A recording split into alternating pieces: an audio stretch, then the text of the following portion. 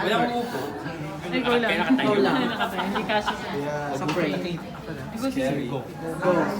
Direk, since we have bagets and then hakal na and now walwal, what's the difference now? Ay, iba-iba. I mean, now, from the start, Bagets is in the generation of, that's Aga Muna, Raymond Lauchenko, okay, Herbert Bautista, mga tatay na lahat yun. Okay? So that's Mario de los Reyes' landmark for the generation of the 70s.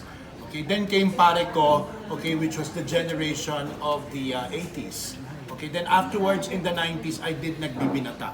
Okay, which is the generation also of the late 90s. So, since then, mula nung Pare Ko hanggang now, 24 years na nakaraan. So, 24 years na nakaraan. Kasi si Jo Marie, si Mark Anthony, mga tatay na rin yung mga yon. Okay, so, ngayon, this represents the generation of the 21st century.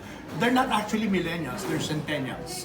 Okay, generation of the centennials. Okay. Generation Z. Ano po yung pinaka nag-push sa inyo? Why ginawa niyo yung walwal movie? Kasi lately, hindi ba ni-restore ang Pare Ko ng ABS-CBN Restoration? Napanood ko, kasama ko nun sina Jo Marie, napanood ko. Sabi ko, I'm really yearning to reinterpret again a story of male bonding and a male barkada, but this time in the context of the 21st century. So ang ginawa ko, when I broached the subject matter, the idea kay Rosel Monteverde, sabi ko gusto kong gumawa ng parang Pare Ko of the 21st century. Sabi niya, sige, basta maganda yung material na mahal mo. So, kinausap ko yung isa kong estudyante. Sabi ko, I wanted to come from somebody who belongs to that generation. And true enough, nung sinulat na yon, may mga subject matter siyang tinouch na alam ko na somebody who belongs to that generation would be the best to understand. So, yun. And sila po ba ang original na handpick nila to do, na i-cast dun sa movie? Let's put it this way. When I came up with the characters, okay, when I came up with the 4 boys, okay, who was given to me, who was given to me offhand was Elmo. Sabi ni Rosel, I want Elmo to be there. Okay, so sabi ko, I'll make Elmo Donny. Okay, tapos ang sabi niya, bahala ka doon sa tatlo na gusto mong isama. I saw a fairy tale, okay, and I saw Kiko, and I worked with Kiko, but shortly lang ang so sabi ko, sige, let's put in Kiko. And then Rosel said, would you want to work with somebody new? Sabi ko, yeah, like who? Sabi niya, Donny Pangilinan. I cannot say no because ako ang ninong sa kasal ni Maricel at saka ni Anthony. So parang apo ko si Donny. No? So sabi ko, it would be interesting to direct Donny at the age of 19, whereas I directed Maricel when she was 19. So sabi ko, it's a nice, tanda ko na celebration by putting in Donny. And then sabi ko, I need somebody to do the drama. And I was watching The Good Son. Okay, so I said, I really want Jerome Ponce for the role of Intoy. So in a way, it was fate and handpicking that brought the four together. How about with Kisses? Ay, nagkaroon naman ng Twitter, hindi ba? Nung sabi nung nalaman ng Donny is part, nagkaroon na ng big campaign, hindi ba? About who is going to be the partner of Kisses. It was a choice between Tony Labrusca, okay, and Donny, di ba? So sabi ko, since I have Donny, okay, sino yung maganda ipapalas? And I need a luka-luka girl. Who would look good dressed as a Harajuku, okay? So, and Kisses looks Japonesa, di ba? She looks Japonesa. So sabi ko, it will not be awkward to put Kisses there. Then I've seen her in PBB, okay? Di ba sila ni, what's the name of that girl with the long neck? MAYMAY. Okay, between her and MAYMAY, sabi ko, it would be nice to put Kisses. Ay, nagkagulo na ang Twitter na. Hindi ko na makakalain na there was this thing going on. And, ano tawag ito? Wala sige, go ahead. Oh. Yes, Direk, when you were directing them, may mga nag-flashback ba sa'yo about how were you directing Pare Ko? Ay, oo. Ang maganda nito, ang basic worry namin is they had to be a barkada. So, nag-workshop kami because there was this need to get these boys to bond together so that on screen you could see that they were really friends. Okay, so nag-workshop kami na OA yata yung workshop. Sobrang dikit na nga daw tong Sa workshop na yun, it led to us being real friends. Like brothers, so it was funny. So it was really weird that, you know, at the end of every shoot, they would be together. Kaya ang pag-aalisan niya, oy, huwag kayo maglalasing. Yeah, it's like we wait for each other sometimes on set. Pagtapos na yung isa, they wait for each other. So, it greatly reminded me of the time that I was doing Parico because there was also such a close bonding between specifically Jo Marie and Mark Anthony because of Guapins, di ba? Yeah. They started in Guapins. And I do remember when I was doing Nagbibinata, years ago, that's Patrick, John Lloyd, sino yun si Patrick, si John Lloyd, Baron Geisler, okay? Nung panahon na yun, si Baron Geisler na ang sakit ng ulo ko sa set. So sabi ko, you know, I mean, how I know that years later, you know, I'd be doing the same. I enjoy it. May mga, did you consider ba na i-include din sila sa cast?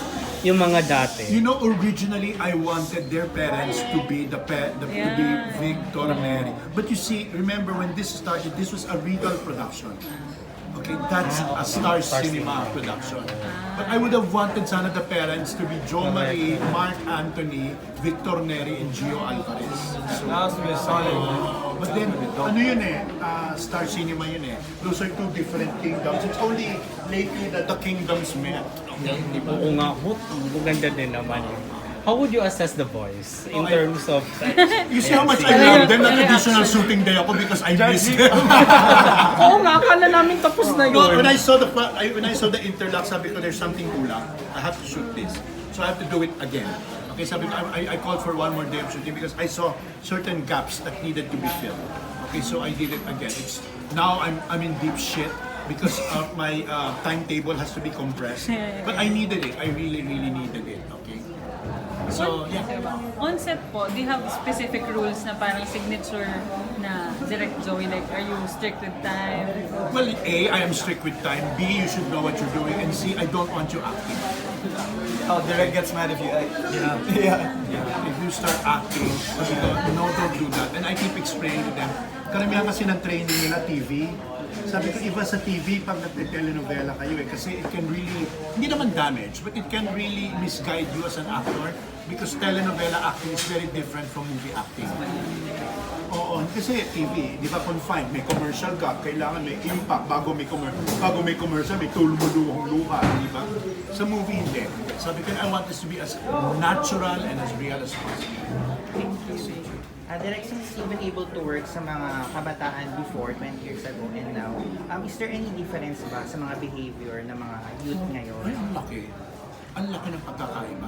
To begin with, boys will always be boys. But tandaan natin na mas mahirap ang buhay nila ngayon. Okay? I-consider mo na lang sa pag-aartista, mas mahirap mag-artista ngayon kasi ang dali mong maging... It's easy to get there if you're lucky. It's harder to stay there. Okay, as compared to before.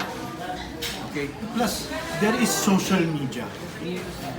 Okay, and it's so our behavior is shaped sometimes by our involvement with social media. Lalo na sila.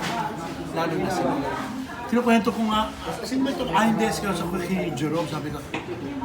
Because there's this big thing now in Twitter about Tony Labrusca. Oh yeah, you told me about it. Nagkakalit sila because Tony Labrusca is not going to the Mega Ball. Millennial. And they're blaming Donny.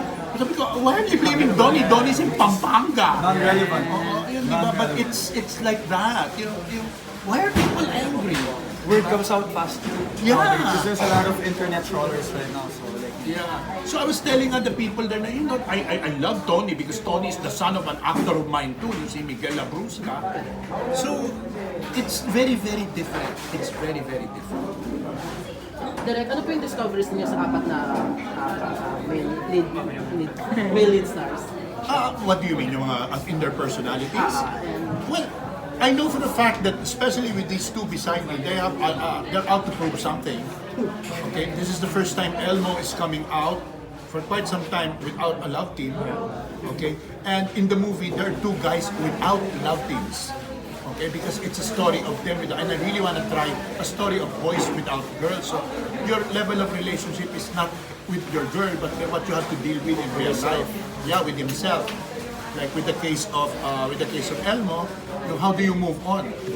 Okay, and how do you move on at the same time kung bumubuhay mo, you fulfill the expectation of others. With the case of Jerome, it has got nothing to do with women. It's finding kung sino ka. Okay, kung sino ka. Yeah. At mahirap ka. Mayayaman yung mga kaibigan mo. Middle class ang kaibigan ko, mahirap. Yung involvement sa mga babae, itong kay Kiko, and it's not a labi-dabi kurutan story. It's taking responsibility for what you've done to a girl. I remember, Direk, you were telling us not to sugarcoat it. Just to deliver it as like raw as possible, like as natural as possible. So, hindi ito yung typical youth na happy-happy with the 1980s background music. Hindi. And we want it to be as real as possible. And how to